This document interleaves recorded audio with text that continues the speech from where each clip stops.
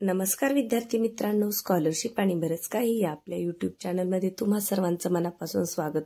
आज आपण याच्या अगोदरच्या व्हिडिओमध्ये जी प्रश्नपत्रिका पाहिली होती इयत्ता तिसरीसाठी प्रश्नपत्रिका क्रमांक 4 म्हणजे पहिल्या पेपरची मराठी आणि गणितची, तर तिचा दुसरा भाग आपण पाहणार आहोत. म्हणजे त्याच्यामध्ये गणितचे प्रश्न आहेत ते आपण आज सोडवून घेणार आहोत, समजून घेणार आहोत.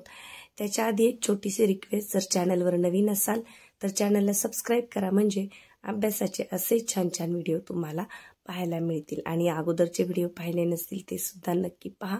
आजच्या व्हिडिओला आता आपण सुरुवात करूयात. पहा, या अगोदरच्या व्हिडिओमध्ये आपण प्रश्न क्रमांक 35 पर्यंत उदाहरणं पाहिली होती. आज आपण तिथून पुढे पाहणार आहोत. प्रश्न क्रमांक 36, 1 ते 100 या संख्यांमध्ये अशा 2 अंकी किती संख्या आहेत की ज्या संख्यांमधील अंकांची बेरीज 10 आहे. आता हे कसं करायचं पहा. आपण 1, 2, 3 जर सुरुवातीपासून लिहून घेतले, कारण सगळे अंक 1 ते 10 पासूनच सुरू होतात. 1, 2, 3, 4, 5, 6, 7, 8, 9 आणि 10. आता पहा, यांची जर आपण जोडी लावली तर आपल्याला 100 पर्यंतच्या अंकांमधल्या जोड्या मिळणार आहेत. आता 1 आणि 10ची बेरीज 10 येईल का? नाही येणार. मात्र 1 आणि 9ची बेरीज 10 येईल. म्हणजे 1वर 9 तसंच 9वर 1, म्हणजे 2 जोड्या तयार होईल. इथे जोडी तयार होणार नाही. पुन्हा 2 आणि 8ची जोडी तयार होईल. म्हणजे 2वर 8 आणि 8वर 2. पहा, बेरीज 9 आणि 1 10, 8 आणि 2 10. यानंतर 7 आणि 3ची 2 आणि 8ची जोडी झाली. मग 7 आणि 3ची जोडी तयार होईल. कशी? 7वर 3 आणि 3वर 7, 7 आणि 3 10, 3 आणि 7 10. त्याच्यानंतर 6 आणि 4ची जोडी तयार होईल. 6वर 4 64, 4वर 6 46. पहा, अंकांची बेरीज 10 आली पाहिजे.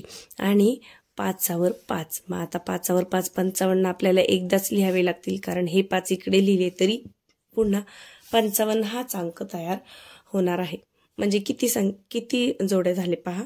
1, 2, 3, 4, 5, 6, 7, 8 आणि 9. किती जोड्या तयार होतील किंवा किती जोड्या आहेत अशा 9 की ज्यांची बेरीज, अंकांची बेरीज त्यांच्या 10 आहे.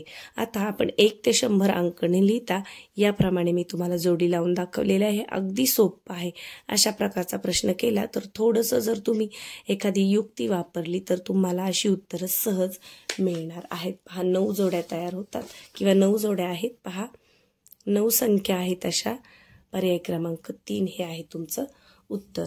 पुढे पहा, 423 या संख्या चढत्या क्रमाने मांडल्या असता चौथ्या क्रमांकावर येणाऱ्या संख्येतील अंकांचा गुणाकार किती येईल? चढत्या क्रमाने संख्या मांडायच्यात म्हणजे सुरुवातीला लहान अंक. आता मी लहान मुलांना सांगताना असंच सांगत असते की आपल्याला वरती चढायचे, मग छोटी पायरी, मग मोठी पायरी. म्हणजे छोटा अंक, मग मोठा अंक, मग त्याच्यापेक्षा मोठा. मग संख्या चढत्या क्रमाने लिहायच्यात. शतक स्थानचा अंक पहा, शतक स्थानचे अंक वेगवेगळे आहेत. म्हणजे पहिल्यांदा 4 येईल 1 नंबरला, 2 नंबरला 5 येईल, 3 नंबरला 6 येईल आणि 4 नंबरला कोणता अंक येतोय? 720. इथे चढता क्रम मांडत बसायचं नाही, त्याच्यामध्ये वेळ जाईल. तोंडीच आपण चढत्या क्रमातली चौथी संख्या शोधली आहे. आपल्याला विचारले काय की चौथ्या क्रमांकावर येणाऱ्या संख्येतील अंकांचा गुणाकार किती असेल. आता जेव्हा 0 असतो तेव्हा हे लक्षात ठेवायचं की कोणत्याही संख्येला 0ने गुणले किंवा 0ला कोणत्याही संख्येने गुणले तरी त्याचं उत्तर 0च येतं. पहा, 7 दुणे 14, 14 गुणिले 0 केलं तर 0च येणार आहे. म्हणजे उत्तर आहे पर्याय क्रमांक 4. इथे फासायचं नाही, 7 दुणे 14 असं करायचं नाही, तो पर्याय सुद्धा नाहीये याच्यामध्ये. पुढे पहा, खालीलपैकी कोणत्या संख्येतील 7 या अंकाची स्थानिक किमतींची बेरीज सर्वात जास्त आहे? आता इथे एकक स्थानी आहे त्याच्यामुळे याची किंमत 7च आहे. इथे पहा, एकक आणि शतक स्थानी आहे. शतक स्थानच्या 7ची किंमत किती आहे? 700 आणि एकक स्थानच्या 7ची किंमत आहे 7. मग त्यांची जर बेरीज केली तर किती येणार? 707. आता हे तोंडी सुद्धा येतं, परंतु लहान मुलांना समजेलच असं नाही म्हणून मी करून दाखवते. इथे पहा, शतक स्थानी आणि दशक स्थानी म्हणजे 700 आणि दशक स्थानी आहे म्हणून 70. मग किती येईल? 770. आणि इथे दशक आणि एकक स्थानी म्हणजे 7वर 7 77 हीच येईल. सगळ्यात जास्त बेरीज कुठे आली आपली? इथे, म्हणजे शतक आणि दशक स्थानची. तर पर्याय क्रमांक 3 हे आहे तुमचं उत्तर. इथे कच्चं काम न करता तुमचा जर बेरीज वजाबाकीचा सराव चांगला असेल तर हे तुम्हाला तोंडी सुद्धा जमू शकतं. पुढे पहा, यामधील सर्वात लहान अपूर्णांक कोणता? छेद समान आहेत, मग जे आपण नेहमी जसा लहान मोठेपणा ठरवतो तसंच ठरवायचा आहे. सर्वात लहान अपूर्णांक आहे 5/11, पर्याय क्रमांक 3. पुढे पहा, 515 या संख्येत 3.25 ही संख्या मिळवली तर उत्तर किती येईल? आता हे अक्षरामध्ये दिलेलं आहे, त्यांनी मुद्दाम अंकामध्ये दिलं नाही. अंकामध्ये दिलं तर मुलं पटकन बेरीज करतील. मग हे असं दिलं तर तुम्हाला मांडता आलं पाहिजे. 515 पहा, 515 अधिक काय आहे? 3.25. 3.25 म्हणजे 325. 350 म्हणजे 350. यांची बेरीज विचारली. 5 आणि 5 10, 0 हात चाला 1 2 3 4 आणि 5 आणि 3 8. किती आली बेरीज? 840. कुठे आहे पहा? 840, पर्याय क्रमांक 4. आता पुढचा प्रश्न पहा, 2, 7 व 4 हे अंक एकदाच वापरून तयार होणाऱ्या संख्येतील शतक स्थानी 7 हा अंक असलेली लहानात लहान संख्या कोणती असेल? आता इथे अंक संख्या तयार करत बसायची नाही. आपल्याला विचारले काय की शतक स्थानी 7 हा अंक असलेली संख्या. आता इथे पहा, शतक स्थानी 7 आहे का? नाही. इथे आहे, इथे आहे. इथे शतक स्थानी 7 नाहीये, म्हणजे या 2 मध्येच आपल्याला बघावं लागेल. आता लहान संख्या विचारली, मग 742 आणि 724 कोणती लहान आहे? 724. अगदी सोपं आहे. इथे अजिबात संख्या तयार करण्यात वेळ घालवायचा नाही. बऱ्याच वेळा पर्यायाचं निरीक्षण करून सुद्धा तुम्ही अगदी अर्ध्या मिनिटाच्या आतमध्ये उत्तर शोधू शकता. पर्याय क्रमांक 3 हे आहे आपलं उत्तर. पुढे पहा, एका संख्येला 9ने भागल्यास बाकी 5 उरते व 7ने भागल्यास बाकी 3 उरते, तर ती संख्या कोणती? आता अशा वेळेला आपल्याला जे ऑप्शन दिलेले आहेत, म्हणजे जे पर्याय दिलेले आहेत, त्यांना भाग देऊन पाहायचा असतो. 9ने भागल्यास बाकी 5 उरली पाहिजे. पहा, 9ने भागायचं आहे. आता भागाकार तुम्ही असाही केला तरीही चालेल आणि असा सुद्धा पटकन होतो. पहा, 5ने नाही, 9ने भागायचं आहे. भागिले 9 करूया. आता 9चा पाढा 69 पर्यंत म्हणायचा. 9 5 45, 9 6 54, 9 7 63, 9 8 72, मग 9 7 63, मग 69 मधून 63 वजा केले. 9तून 3 गेले, किती उरतील? 6. बाकी किती उरायला पाहिजे? 5. म्हणजे हे आपलं उत्तर नाहीये. आपण दुसरा पर्याय चेक करूया. किती आहे? 67. आता पहा, 67 भागिले 9, 9 5 45, 9 6 54, 9 7 63, 9 7 63, मग 67 मधून 63 वजा करा. 7तून 3 गेले, किती उरतात? 4. बाकी 5 उरली का? नाही, म्हणजे हे सुद्धा आपलं उत्तर नाही. पुढे पहा, 59 घेऊन पहा. 59 भागिले 9, 9 5 45, 9 6 54, 9 7 63, मग 9 6 54 घेऊया आपण. मग 54 घेतलं तर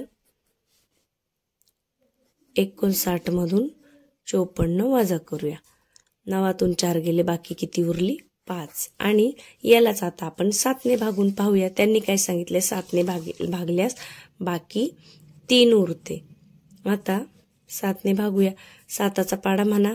7 5 35, 7 6 42, 7 7 49, 7 8 56, 7 8 56 येते ना. मग 59 मधून 56 वजा करा. 9तून 6 गेले, किती उरले? 3.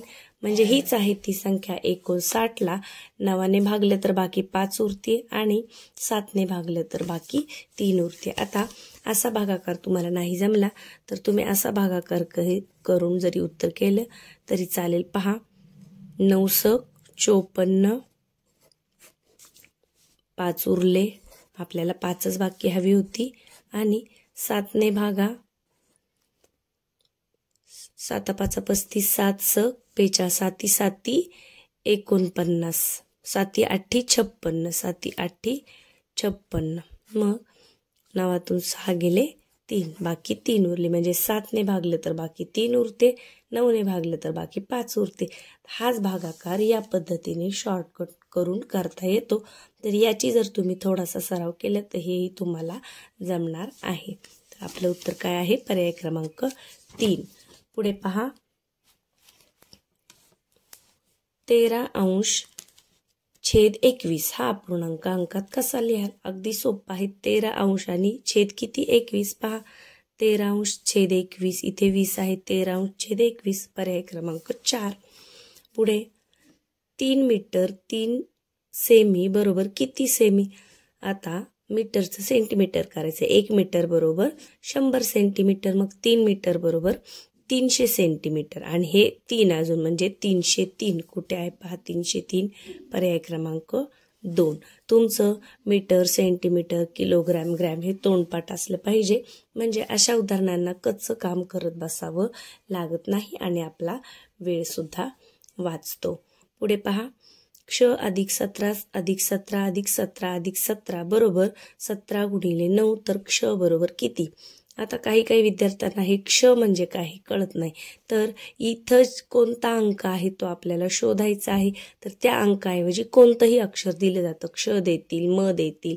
गोंधळून न जाता बरोबर चिन्हाच्या इकडची आणि इकडची जे दिलेलं आहे ती क्रिया सुरुवातीला करून घ्यायची आहे. आता पहा, 97 किती येतात? 62 असे. आता पहा, हे गणित कसं सोडवायचं? पहिल्यांदा आपण हा गुणाकार करून घेऊया. 97 53 म्हणजे 153. मग या बाजूला किती आहे?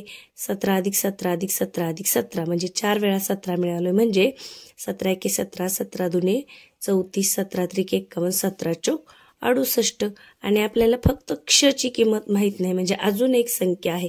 तर ती आपल्याला कशी मिळवता येईल? 153 मधून 68 वजा करा. आपल्याला याची किंमत मिळून जाईल. पहा, आता 3 मधून 8 जात नाही. इथे 4 राहिले. इथे 13 झाले. 8 आणि 2 10 आणि 3 13 म्हणजे 5 उरले. 4तून 6 जात नाही. 14तून इथे 0 करा. 14तून 6 गेले. 6 आणि 4 10 आणि 4 14. 85 किती आलं? 85. म्हणजे क्षची किंमत काय आहे? 85. कुठे आहे? पर्याय क्रमांक 4. कसं केलं? 17 आणि 9चा गुणाकार करून घेतला.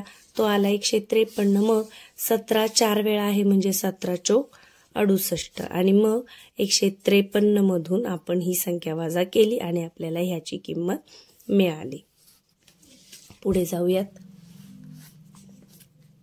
पहा, 827 अधिक 173 बरोबर किती?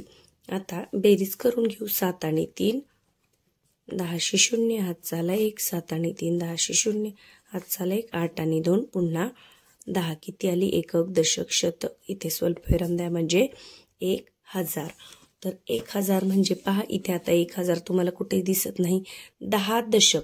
10 दशक म्हणजे दशकच्या 1 0 10 वर द्यायचं. मग किती होतील? 10 वर 1 0 100. 10 शतक म्हणजे 10 वर शतकचे 2 शून्य द्यायचे.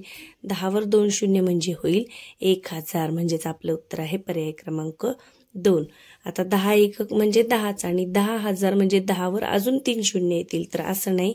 10 शतक म्हणजे 10 वर शतकचे 2 शून्य द्यायचे. पर्याय क्रमांक 2 हे आहे आपलं उत्तर. पुढे पहा, खालीलपैकी कोणाची आकृती कोणती आहे? आता पाहून समजतं हे सुट्टे आहेत. हा आहे कोण आणि हा आहे कोण. हा कोण नाही. इथे सुद्धा सेपरेट बाण आहे. तर ब आणि ड. ब आणि ड कुठे आहे? पहा, ब आणि ड योग्य. पर्याय क्रमांक 4. पुढे पहा, सन 2011 या वर्षात प्रजासत्ताक दिनी बुधवार असेल तर त्याच महिन्याच्या 2 तारखेला कोणता वार असेल? प्रजासत्ताक दिन कधी असतो? 26 जानेवारी. मग 26 जानेवारीला जर बुधवार आहे तर 2 तारखेचा वार कसा काढायचा? कॅलेंडरवर मी एक व्हिडिओ बनवलेला आहे मागच्याच आठवड्यामध्ये. त्याच्यामध्ये सगळ्या प्रकारची उदाहरणं मी सोडून दाखवलेली आहेत. तर तुम्ही पाहिलं नसेल तर नक्की पहा. कॅलेंडरवर कसाही प्रश्न आला तरी तुम्हाला सोडवता येणार आहे. प्रजासत्ताक दिनी बुधवार होता म्हणजे 26 जानेवारीला बुधवार होता आणि विचारलंय किती वार? 2 जानेवारीचा. तर पहा, आपल्याला मागे जायचे. पुढचा दिवस काढायचा असल्यावर आपण +7 करतो. मागचा दिवस काढायचा असल्यावर याच्यातून 7 वजा करा. आता इथे 1 राहील.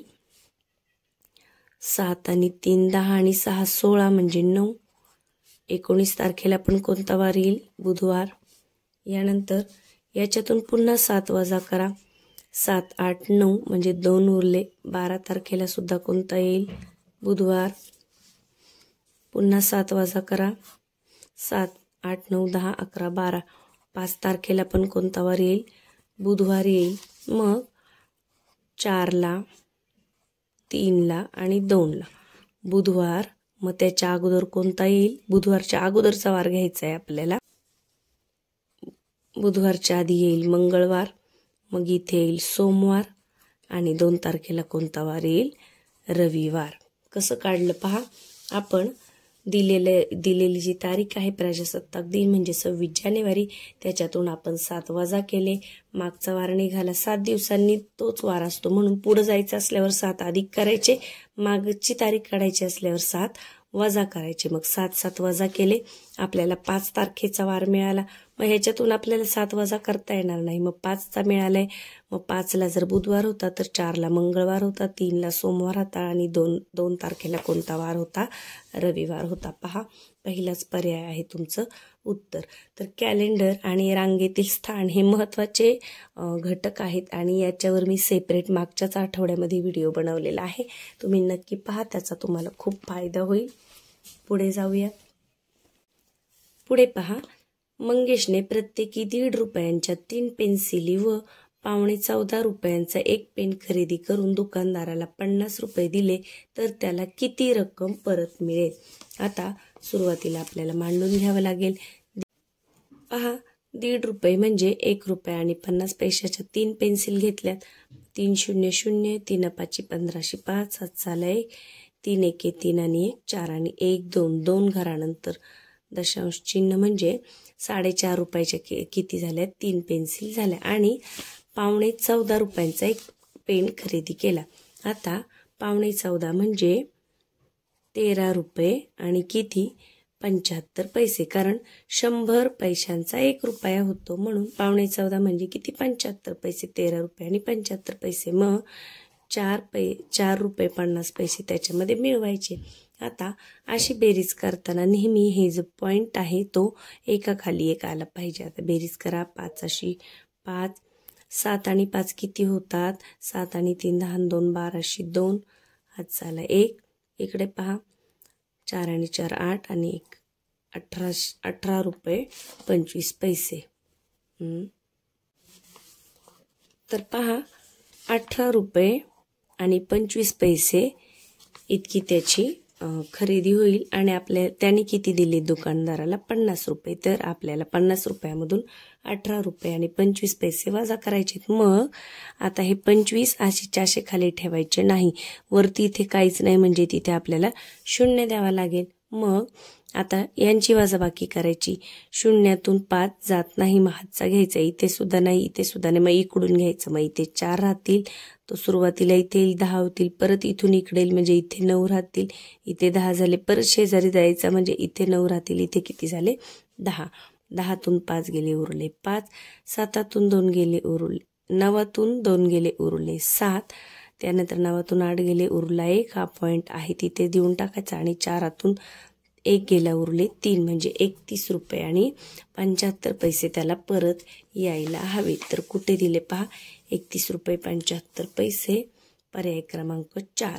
आता हे थोडंसं आकडेमोड करायला पॉईंटमुळे लहान मुलांना अवघड वाटू शकतं, परंतु तुम्ही जर थोडं समजून घेतलं तर तुम्हाला जमणार आहे की 3 पेन्सिली 1.5 रुपयाच्या म्हणजे 1.5 आणि 1.5 3 म्हणजे 2 पेन्सिली किती झाल्या? 3 रुपयाच्या आणि अजून 1.5 रुपये म्हणजे 4.5 रुपये आणि 14.5 रुपये म्हणजे 13 रुपये आणि 75 पैसे. मग ते मांडताना या पद्धतीने पॉईंट देऊन मांडायचं आहे. कळालं नसेल तर पुन्हा एकदा गणित पहा म्हणजे तुम्हाला समजेल. सोडून दिलेला व्हिडिओ मागे घ्या थोडासा म्हणजे तुम्हाला समजून जाईल. पुढे जाऊया. खालील आकृतीमधील त्रिकोणांची एकूण संख्या शोधा. आता जेव्हा असा त्रिकोण येतो तेव्हा काय करायचं आपण शिकलो होतो. इथे 1 2 3 4 असे अंक द्यायचे. 1 2 3 आणि 4 आणि त्यांची बेरीज करायची.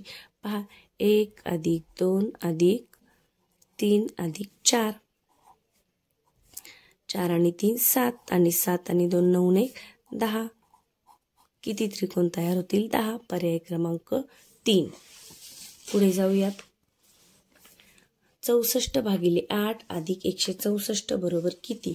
जेव्हा मिक्स चिन्हांचं उदाहरण येतं, बेरीज, वजाबाकी, गुणाकार, भागाकार, तर तेव्हा कंचे भागू बेव हे सूत्र वापरायचे. म्हणजे सुरुवातीला कंस असेल तर कंसातली क्रिया करून घ्यायची, त्याच्यानंतर म्हणजे भागाकार करायचा, त्याच्यानंतर गुणाकार करायचा, मग बेरीज आणि शेवटी वजाबाकी करायची.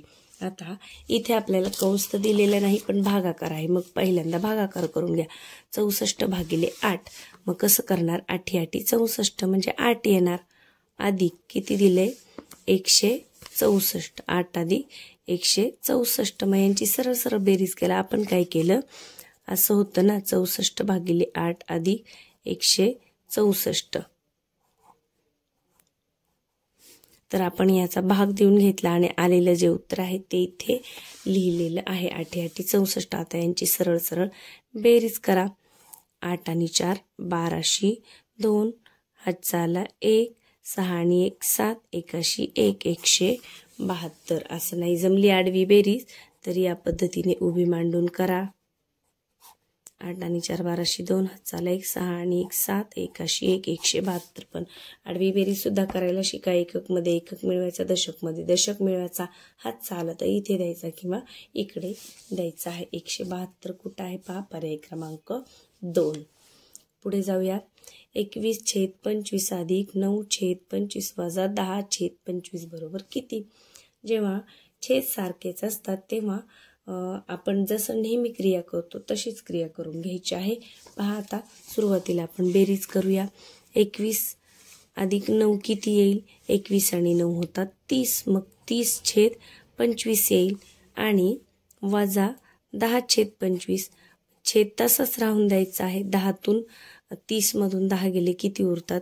20. 20/25. 20/25 आले. याला आपल्याला छोटं सुद्धा रूप देता येईल, म्हणजे 5 आणि भाग घालून, पण इथे तसं दिलेलं नाहीये, त्याच्यामुळे आपल्याला उत्तर मिळालेलं आहे. पर्याय क्रमांक 4. कसं केलं समजून घ्या. इथे छेद सारखाच आहे, त्याच्यामुळे आपल्याला छेद समान करत बसायची गरज नाही. सुरुवातीला कोणती क्रिया करायची? कंचे भागू बेवनुसार बेरीज करायची. कधी? मग बेरीज केली, 21 आणि 9 झाले 30, मग 30/25 वजा 10/25. छेद समान आहे, छेद तसाच ठेवा. 30मधून 10 गेले, उरले 20. उत्तर आलं 20/25.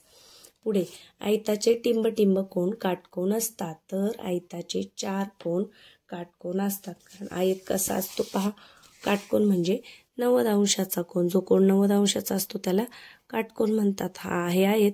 आयताला लांबी आणि रुंदी असते.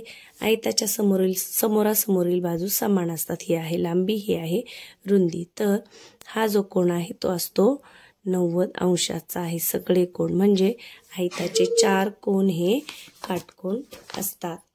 पुढे पहा चित्ररूप. पुढे पाहूया चित्ररूप माहितीवरून प्रश्न आहे. आता हे सगळं वाचत नाही बसलं तरी चालेल. प्रश्न वाचूयात. सफरचंद व अननसांची संख्या आंब्याच्या संख्येपेक्षा कितीने जास्त आहे? प्रश्न काय आहे नीट पहा. सफरचंद व अननसांची संख्या आंब्याच्या संख्येपेक्षा कितीने जास्त आहे, म्हणजे या दोन्हींची आपल्याला काय करावं लागेल? बेरीज करावी लागेल.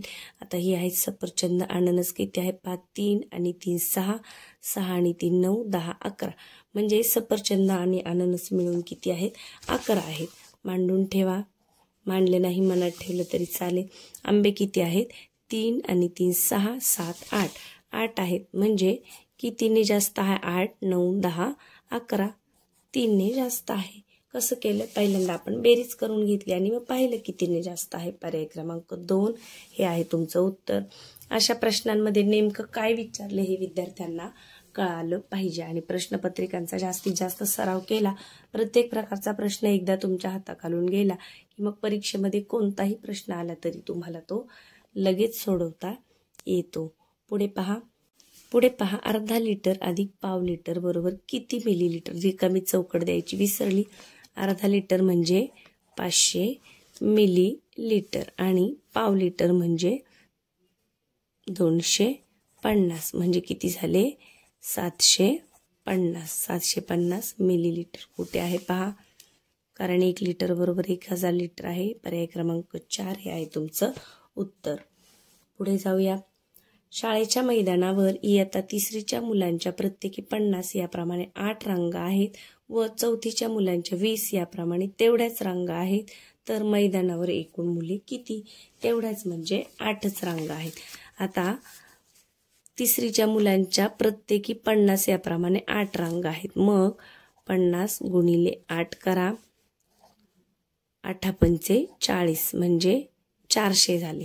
आणि 4थीच्या मुलांचा 20 प्रमाणे तेवढ्याच म्हणजे 20 गुणिले 8 केलं तर 8 दुने 16, 160. मग यांची आपल्याला बेरीज करायची. आपल्याला विचारले काय? एकूण विद्यार्थी. शून्याचा गुणाकार असला की अगदी सोपा असतो. 0 आहे असा ठेवा, 8चा पाढा 5 पर्यंत म्हणा, 8 पंचे 40, 0 आहे असा ठेवा, 8 दुने 16 झाली लगेच गुणाकार आणि बेरीज करा. किती मुलं आहेत? 560. कुठे आहे पर्याय? पर्याय क्रमांक 2. पुढे जाऊयात. खालीलपैकी कोणत्या पर्यायातील संख्यांना 3 ने निशेष भाग जात नाही? आता 3 ने भाग जातो कधी जात नाही याच्यासाठी विभाज्यतेच्या कसोट्या माहीत असणं गरजेचं आहे. तर इयत्ता 3रीला शक्य करून 3ची कसोटी वारंवार विचारली जाते. 3ची कसोटी काय आहे की ज्या संख्येतील अंकांच्या बेरजेला 3 ने भाग जातो त्या संख्येला 3 ने भाग जातो. मग आपल्याला इथे भाग देत बसायचं नाही, अंकांची बेरीज करायची. आता पहा, 3 ने भाग जात नाही अशी संख्या पाहिजे. 3 त्रिक 9 म्हणजे 9ला 3 ने भाग जातो म्हणजे याला जाणार आहे. 5 आणि 4 9 म्हणजे या दोन्हींना भाग जात आहे. 8 आणि 1 9 इथे पण 3 ने भाग जाणार आहे. 8 आणि 1 9 इथे सुद्धा 3 ने भाग जाणार आहे. 4 आणि 4 8 आणि 1 9, 4 आणि 4 8 आणि 1 9 याला सुद्धा भाग जाणार आहे. इथे मात्र पहा 3 आणि 2 5, 6 7, 7ला 3 ने भाग जाणार नाही म्हणजे या संख्येला 3 ने भाग जाणार नाही. तेच अंक उलटे पालटे केलेत. 3 आणि 3 6, 7 8, 8ला सुद्धा 3 ने भाग जाणार नाही म्हणजे पर्याय क्रमांक ड ला 3 ने निशेष भाग जाणार नाही. कुठे आहे? फक्त 4. तर 3ची कसोटी लक्षात ठेवा. ज्या संख्येतील अंकांच्या बेरजेला 3 ने भाग जातो त्या संख्येला 3 ने निशेष भाग जातो. निशेष भाग म्हणजे खाली काहीही उरत नाही. अशीच 2ची कसोटी आहे ज्या संख्येच्या एकक स्थानी समसंख्या असते. सम म्हणजे 0 2 4 6 8 यापैकी कोणताही अंक असला तर तिला 2 ने भाग जातो. 3ची कसोटी अंकांच्या बेरजेला 3 ने भाग झाला तर त्या संख्येला 3 ने भाग जातो. यानंतर 3 प्रमाणेच 9ची कसोटी आहे की अंकांच्या बेरजेला जर 9 ने भाग गेला तर त्या संख्येला 9 ने भाग जातो.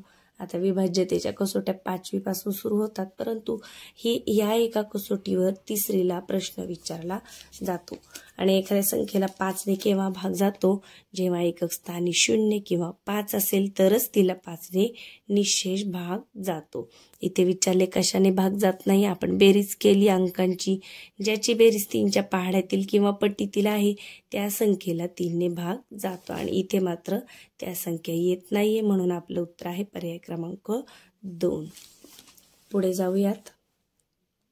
सोबतच्या आकृतीत एकूण किती रेषा आहेत? आता आपल्याला फक्त रेषा विचारली आहे तर पहा 1. आता वर्तुळ त्रिकोण तर जाऊ द्या, हा किरण आहे. रेषा म्हणजे अशी पाहिजे आपल्याला. रेषाखंड म्हटलं तर मग याला रेषाखंड म्हणतात. मग रेषा कशी पाहिजे आपल्याला? अशी पाहिजे. 1 2 3 यानंतर 4. किती आहे? 4. पर्याय क्रमांक 3. पहा पर्याय क्रमांक 3 हे आहे तुमचं उत्तर. लक्षात ठेवा, हा असं जेव्हा 2 टिंब दिले जातात तेव्हा त्याला रेषाखंड म्हणतात. हा झाला किरण आणि ही दोन्ही बाजूला बाण असलेली ही आहे रेषा. खालीलपैकी कोणती आकृती काटकोनाची आहे? किती सोपा आहे. जो 90 अंशाचा असतो असा दाखवला जातो तोच असतो काटकोन. पर्याय क्रमांक 1. पुढे पहा, रिकाम्या चौकटीत चिन्ह द्यायचंय. 945 भागिले 5 रिकामी चौकट 100 अधिक 89. आता हे करून घेऊया थोडंसं कच्चं काम. पहा, मी याच्या अगोदरच्या उदाहरणात तुम्हाला 5ची सुद्धा कसोटी सांगितली की आता हिला 5ने भाग जातो का नाही कसं ठरवायचं. एकक स्थानी जर 5 किंवा 0 असेल तर त्या संख्येला 5ने पूर्ण भाग जातो, म्हणजे या संख्येला 5ने पूर्ण भाग जाणार आहे. तर आपण घालूया 945. तुम्हाला समजण्यासाठी मी साध्या पद्धतीने भाग देते. 945 भागिले 5. पहा, 5 एके 5, उरले 4, वरून घेतले 4, 5 21, 5 5 25, 5 36, 5 7 35, 5 8 40, 5 9 45, 5 8 40, उरले 4, वरून घेतले 5, 5 9 45. पहा, पूर्ण भाग गेला. एकक स्थानी 0 किंवा 5 असेल तर त्या संख्येला 5ने भाग जातो. किती आलं उत्तर? 189. आणि इकडे किती आहे? 100 अधिक 89, म्हणजे तेवढंच येणार आहे 189. म्हणजे मध्यभागी कोणतं चिन्ह येईल? बरोबरचं चिन्ह येईल. कुठे आहे? पर्याय क्रमांक 4. तर या क्रिया पटापट करायला शिका. पुढचं उदाहरण पहा. 530 वजा 450 बरोबर किती? म्हणजे मुलांना असं मांडता आलं पाहिजे. 450, 350.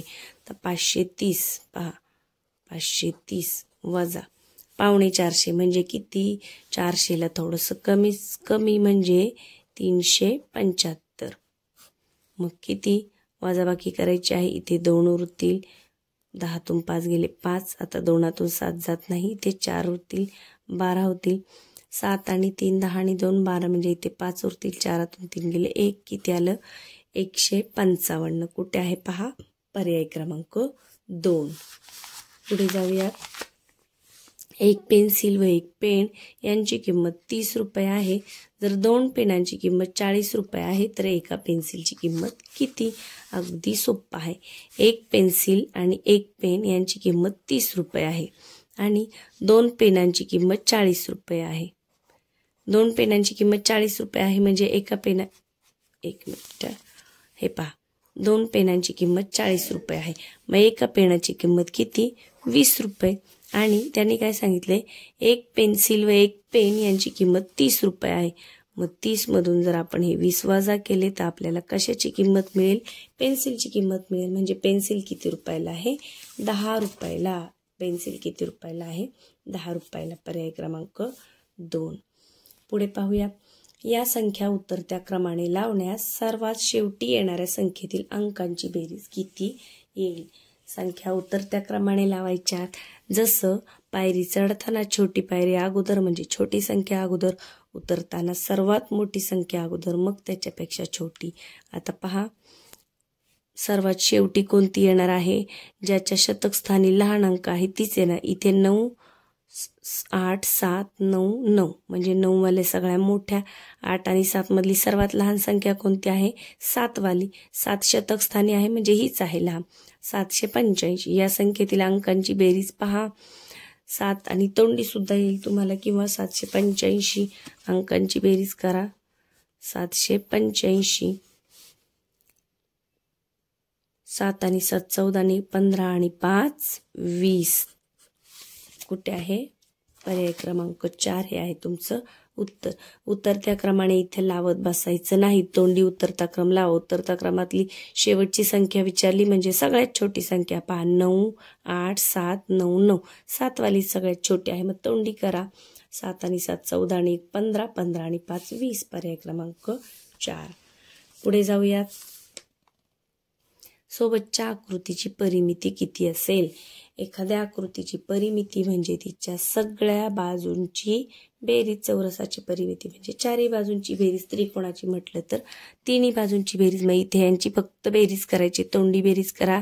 4 आणि 4 8, 9 10, 11 12 13. 13 सेमी. पर्याय क्रमांक 1. तोंडी येते. पहा, इथे मांडत बसायची सुद्धा गरज नाही. परिमिती म्हणजे सगळ्या बाजूंची बेरीज. आकृतिबंधाचे निरीक्षण करून प्रश्नचिन्हाच्या जागी येणारा आकृतिबंध पूर्ण करणारा पर्याय निवडा. 1 4 9 16. आता कसं केले पहा. 1 चा वर्ग 1, 2 चा वर्ग 4, 3 चा वर्ग 9, 4 चा वर्ग 16, 5 चा वर्ग 25, पहा पर्याय क्रमांक 3 10 पर्यंतचे वर्ग तुमचे पाठ असले पाहिजे, 10 किंवा 15 पर्यंतचे. म्हणजे निरीक्षण केलं की लगेच दिसते आपल्याला या सगळ्या वर्ग संख्या आहेत. म्हणजे इथे 4 1चा वर्ग 1 2 4 3 3 9 4 चौक 16 मग 5 5 25 म्हणजे 5चा वर्ग इथे यायला हवा. पर्याय क्रमांक 3 समद्विभुज त्रिकोणाचे टिंब कोण समान मापाचे असतात. तर समद्विभुज त्रिकोणाचे समद्विभुज आहे म्हणजे त्याच्या दोन बाजू सारख्या आहेत. मग त्याचे कोणते कोण समान, किती कोण समान असतात? तर 2 कोण त्याचे समान असतात. 2 बाजू आणि 2 कोण समान असतात. पुढे जाऊया. खालीलपैकी सममित होऊ शकणारा अंक शोधा. सममित म्हणजे ज्याच्या मध्ये उभी रेष मारल्यावर त्याचे 2 समान भाग होतात. आता 1च्या मध्ये आपण अशी उभी रेष मारली तर त्याचे 2 समान भाग होईल का? नाही. 2च्या मध्ये उभी रेष मारली तर समान भाग होणार नाही. 4च्या मध्ये मात्र उभी रेष मारल्यावर समान भाग होतील. आता मी हे करून दाखवते तुम्हाला. पहा, 1च्या मध्ये उभी रेष मारली, समान भाग झाले का? नाही. मात्र 4च्या मध्ये उभी रेष मारा, पहा इकडे आणि इकडे दोन्ही बाजूला समान भाग झाले, यालाच म्हणायचं सममित. पुढे पहा, सोबतच्या ग्लासचा बाणाने दर्शवलेला भाग टिंब असतो. आता हा भाग आहे, हा कसा असतो? वक्र असतो. कुठे आहे? पर्याय क्रमांक 1. खालीलपैकी बंदिस्त असलेली आकृती शोधा. पहा, ही बंदिस्त नाही, ही पण नाही, ही पण नाही. पर्याय क्रमांक 3 हे सोपं आहे. आता छेद समान आहे, हे अपूर्णांक उतरत्या क्रमाने लावले, शेवटून दुसऱ्या येणाऱ्या अपूर्णांकांचा अंश किती असेल? उतरत्या क्रमाने म्हणजे नेहमीच्या ज्या संख्या आपण उतरत्या क्रमाने लावतो तशाच. सुरुवातीला मोठा, मग छोटा, मग छोटा, शेवटून दुसरा. म्हणजे आपल्याला लहान संख्या 2 नंबरची शोधायची आहे. पहा, हे सगळ्यात शेवट येईल, त्याच्या अगोदर येईल हे, म्हणजे त्याचा अंश किती आहे? 4. तर हे तोंडीच करायचं आहे, याच्यासाठी काहीच जास्त विचार करायची गरज नाही. पुढे पहा, एका चौरस आकृतिक शेतीची परिमिती 100 मीटर आहे, तर त्या शेताची लांबी किती? आता चौरस आकृती परिमिती म्हणजे आपण आत्ताच पाहिलं काय? सगळ्या बाजूंची बेरीज. मग अशी जर या सगळ्यांची बेरीज जर 100 आहे तर आपल्याला काय करावं लागेल? लांबी काढण्यासाठी 4 भाग आहेत म्हणून 4ने भागावं लागेल. मग 25 चोक 100. मग त्याची लांबी किती येणार? अशी किंवा कशी पकडली तरी एकसारखीच येणार आहे, 25 मीटर. कुठे आहे? पहा, पर्याय क्रमांक 2. पुढे या संख्येला 3 ने निशेष भाग जातो, तर स्टारच्या जागी कोणता अंक असेल? मी आत्ताच तुम्हाला सांगितलं, इयत्ता 3रीला 3ची कसोटी ही बऱ्याच वेळा विचारलेली आहे, बऱ्याच प्रश्नपत्रिकांमध्ये. तर लक्षात ठेवा, 3ची कसोटी काय आहे? की ज्या संख्येतील अंकांच्या बेरजेला 3 ने भाग जातो त्या संख्येला 3 ने निशेष भाग जातो. निशेष म्हणजे बाकी शून्य उरते, बाकी कोणताही अंक उरत नाही. तर पहा, 5 आणि 2 6 7 होतात. मग 7त 0 मिळवलं, 7च राहतील, भाग जाणार नाही. 7मध्ये 1 मिळवलं, 8 होतील, भाग जाणार नाही. 7मध्ये 2 मिळवले, 7 आणि 2 9 म्हणजे भाग जाईल. 3 मिळवले तर 10 होतील. म्हणजे स्टारच्या जागी जर आपण 2 ठेवलं तर अंकांची बेरीज 9 येते आणि मग 9ला 3 ने भाग जातो. पर्याय क्रमांक 3. पुढे पहा, आदर्श विद्यामंदिर शाळेत 223 मुले आणि 198 मुली आहेत, तर त्या शाळेचा एकूण पट किती? आपल्याला सरळ सरळ बेरीज करायची. 223 आणि 198. 223 आणि 198. 8 9 10 11 1 हात झाला 1 9 1 10 2 12 2 हात झाला 1 4 421. किती आहे एकूण पट? 421. पर्याय क्रमांक 1 हे आहे तुमचं उत्तर. पहा, खालील छायांकित भाग दर्शवत असलेल्या अपूर्णांकांची बेरीज शोधायची. पहा, 1 2 3 4 4 2 8. 8 पैकी किती घेतलेत? 8 पैकी 1 2 3 म्हणजे 3/8. 8 पैकी 3 असं दाखवतो आपण. आपल्याला बेरीज विचारली म्हणून मी बेरजेचं चिन्ह दिले. पहा, आणि इथे पण किती आहे? 8 पैकी 2. 8 पैकी 2. आता छेद समान आहे, मग काय करायचं? अंशांची बेरीज. 5/8. कुठे आहे? पहा, 5/8. पर्याय क्रमांक 4. आणि शेवटचा प्रश्न पाहूयात आता. खालील पर्यायातून अयोग्य विधानाचा पर्याय शोधा. घनाची सर्व पृष्ठे चौरसाकृती असतात. बरोबर आहे. घनाच्या सर्व कडांची लांबी समान असते. हे सुद्धा बरोबर आहे. घनाचे फक्त समोरासमोरील पृष्ठ समान आकाराची असतात. हे चुकीचं आहे. घनाला 12 कडा असतात. हे बरोबर आहे. घन म्हणजे आपण सापशिडीचं जी कवडीने खेळतो तो आकार घनाचा असतो. तर याच्यामधलं फक्त अयोग्य विधान आहे क, म्हणजे घनाचे फक्त समोरासमोरील नाही तर सगळी पृष्ठे ही समान आकाराची असतात. तर या प्रश्नपत्रिकेमध्ये आपण बऱ्याच वेगवेगळ्या प्रकारचे प्रश्न सोडवलेले आहेत, समजून घेतलेले आहेत. एखादा प्रश्न जर तुम्हाला समजला नसेल तर व्हिडिओ स्टॉप करून पुन्हा एकदा पहा. हे प्रश्न तुम्ही स्वतः सोडवणं खूप महत्त्वाचं आहे. प्रश्नपत्रिका पाहिल्यानंतर स्वतः सोडवा. एकदा त्या प्रकारचा प्रश्न हाताखालून गेला तर परीक्षेमध्ये कसाही प्रश्न तुम्ही सहज सोडवू शकाल. चला तर मग व्हिडिओला लाईक करायला अजिबात विसरू नका, कारण हे व्हिडिओ आपण सर्वसामान्य विद्यार्थ्यांसाठी बनवत आहोत की ज्यांच्याकडे क्लासेसची सोय नाही किंवा पालकांना अभ्यास घेण्यासाठी वेळ नाही, तर त्यांना उपयोगी येण्यासाठी हे व्हिडिओ मी बनवत आहे. आणि त्या बदल्यात माझी फक्त एकच अपेक्षा आहे की तुम्ही व्हिडिओला लाईक करावं. चला तर मग पुढच्या व्हिडिओमध्ये आपण पुढची प्रश्नपत्रिका सोडवूयात.